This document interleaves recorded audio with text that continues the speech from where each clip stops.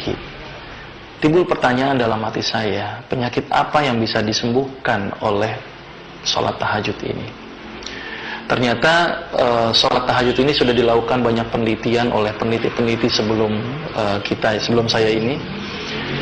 Penelitian ini dilakukan oleh seorang profesor, namanya Prof. Soleh. Dia meneliti tentang terapi sholat tahajud.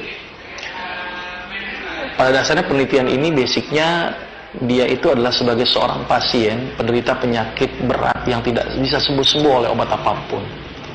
Akhirnya dia melakukan terapi sholat tahajud yang dia lakukan secara berkala selama kurang lebih sekitar 3 bulan.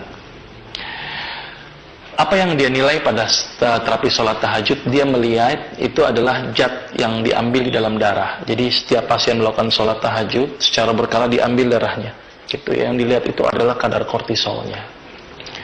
Ternyata dari hasil penelitian beliau, ternyata orang yang rajin sholat tahajud, kadar kortisolnya menjadi rendah. Ketika diambil kortisol, orang yang habis sholat tahajud diukur, ternyata sholat tahajud itu menyebabkan kortisolnya menjadi rendah.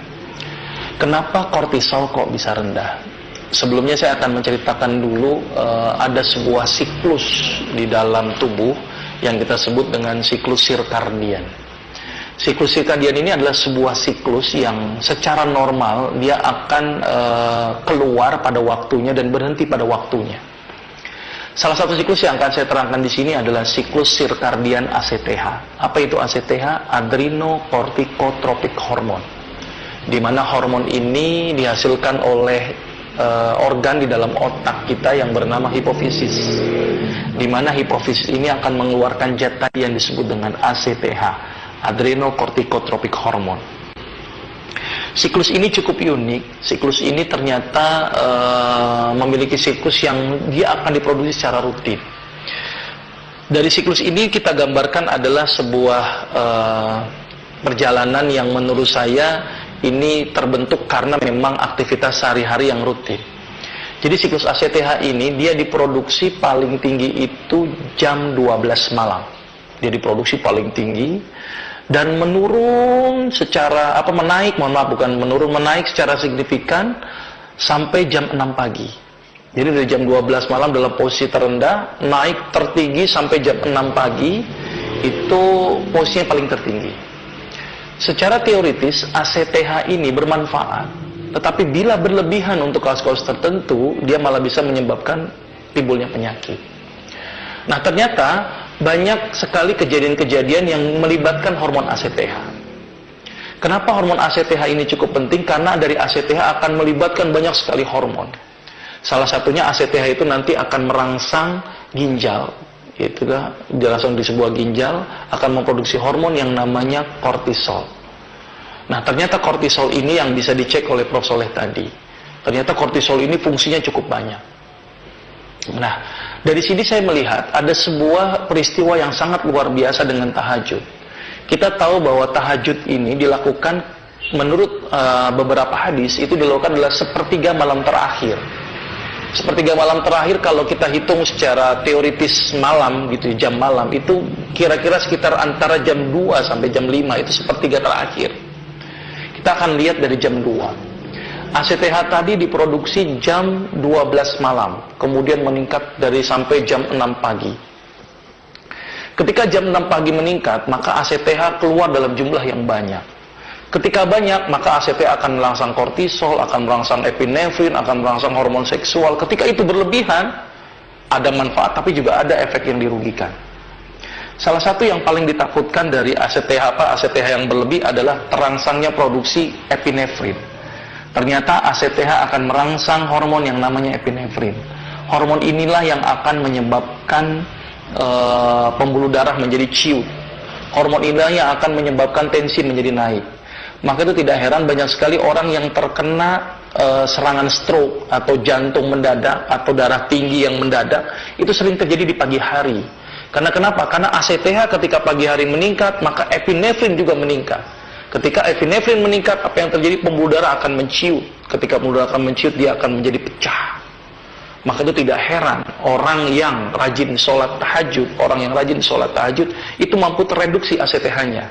mampu tereduksi epinefrinnya, sehingga bisa tercegah dari pecahnya pembuluh darah, sehingga bisa tercegah dari timbulnya stroke.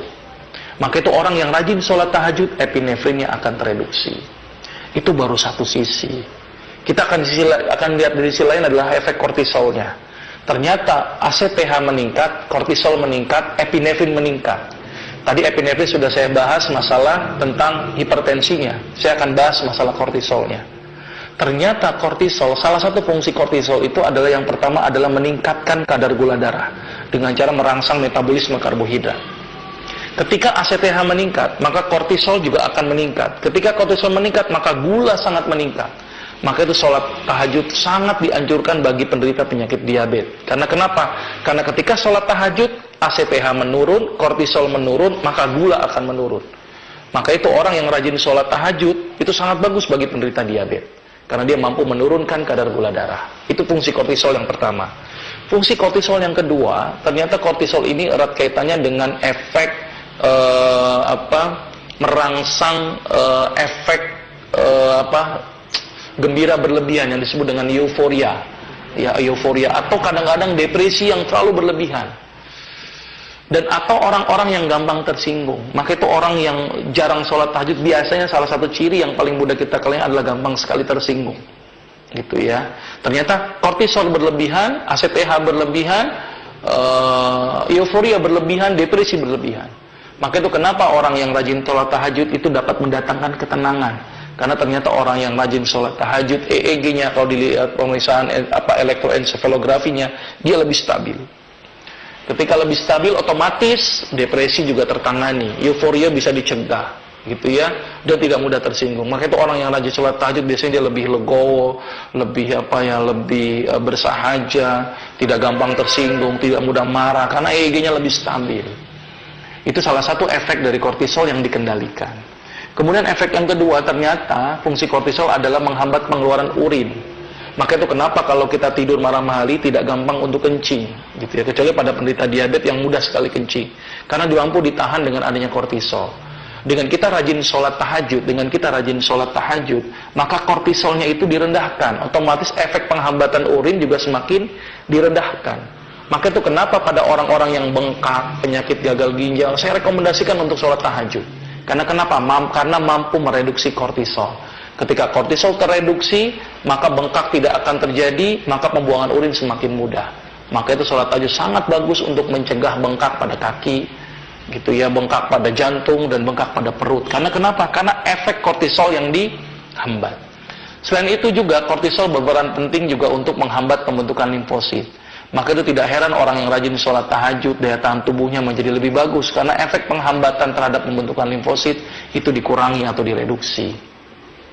Dan ternyata berdasarkan hadis bahwa kortisol itu dibutuhkan, tetapi kalau berlebihan itu akan menjadi masalah.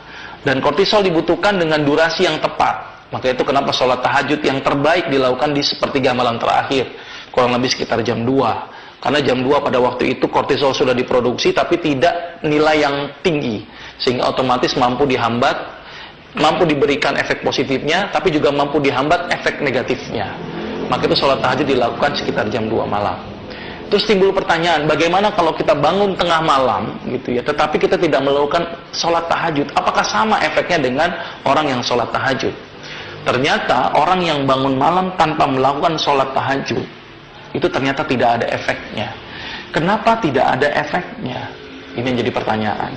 Karena sering sekali timbul pertanyaan, bagaimana dok kalau saya nonton bola bangun tengah malam? Apakah sama dengan orang sholat tahajud? Saya akan jawab kepada orang yang tersebut, saya bilang begini, akan sama efeknya dengan sholat tahajud kalau nonton bolanya sambil sujud, saya bilang. Kenapa? Karena ternyata efek sujud ini yang bermanfaat. Ketika sujud, otomatis kita tahu bahwa ketika sujud, otak lebih rendah daripada jantung. Sehingga jantung akan memompa otak cukup dengan tekanan yang tinggi menuju otak. Karena ketika sujud, kepala lebih rendah, otak lebih rendah, jantung lebih tinggi. Sehingga akan terjadi hentakan ke otak. Maka itu orang yang akan berefek orang yang akan berefek bangun tengah malam adalah orang yang rajin sholat tahajud. Jadi kalau kita bangun jam 2 malam untuk nonton bola tanpa ada melakukan aktivitas sholat, tidak ada efeknya. Gitu ya, karena efek yang diberikan itu ketika dia melakukan posisi sujud.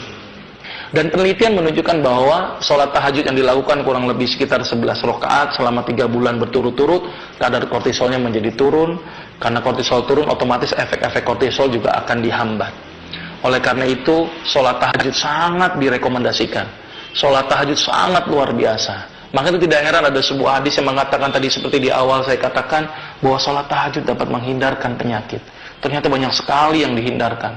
Penyakit darah tinggi, penyakit gula, penyakit gagal ginjal, gitu ya. Terus penyakit daya tahan tubuh atau imunitas tubuh. Terus kemudian penyakit gelisah, orang yang tidak tenang, orang yang stres, orang yang depresi, itu ternyata mampu disembuhkan dengan menggunakan terapi sholat tahajud. Oleh karena itu sangat rugilah sekali kita sebagai seorang Islam tidak melakukan terapi sholat tahajud. Karena terapi sholat tahajud sangat luar biasa. Mudah-mudahan ini menjadi tambahan buat kita bahwa ternyata dengan menjalankan ibadah kita menjadi lebih sehat. Dengan hanya menjalankan sunnah-sunnah kita menjadi lebih sehat. Dan mudah-mudahan ini bisa dilaksanakan dalam kehidupan kita sehari-hari. Mudah-mudahan bermanfaat. Saya akhiri. Assalamualaikum warahmatullahi wabarakatuh.